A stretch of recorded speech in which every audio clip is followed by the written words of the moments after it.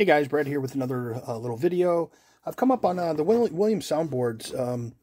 As everybody knows, these use a Defender and Stargate, and a lot of the pinball use a 2716 2K EPROM, but all the other ones use a 2532 4K EPROM. And those 2532s are sometimes hard to source. People have a hard time programming them. The 2732s are much more readily available and easier to program.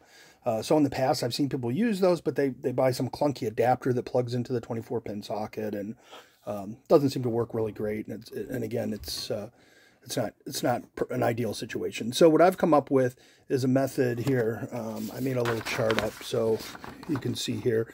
I've got a 2732, a 2532, and a 2716 listed with the EPROM, and shows pretty much, as you can see, all the pins 1 through 12 are the same, 13 through 17 are common. 19 and 20 are the same on all the chips, and 22 through 24 are the same. Really, the only differences between the three models of EPROM are on pins 18 and 21.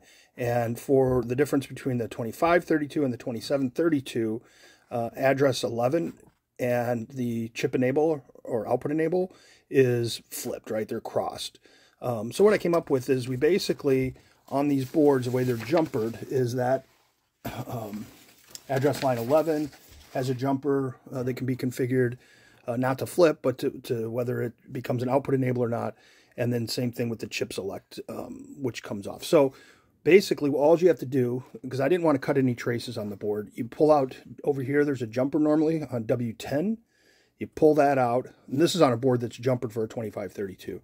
And if you have Stargate or Defender or something that uses a 2716, I would recommend jumpering it for the 2532 and then do these. So what you can do with that is just double the binary image and program it into a 2732. Pull W10 over there, pull W3 jumper here. So those are, you just desolder those two jumpers, or theoretically you could just snip them out. And then on the back side of the board, I basically traced it down and came up with the shortest pass. So here, I'll use my little X-Acto. Right here, you see this little jumper that goes over these two traces. So this is bridging those two to flip the address 11 and the other one. And then you need a little one here that goes from pin 18 down to, it's like pin 13 on the 6810 RAM, which is the same pin for the output enable. So you're just bringing that up over here, and this one bypasses it here. So you're not cutting any traces, you're not doing any permanent damage. You just put these two little jumpers in and pull out, again, the W10 and W3. And I've got a 2732 EPROM in here. It's running ROM 3, which is Robotron, and I can power this guy up and hit the little test button here.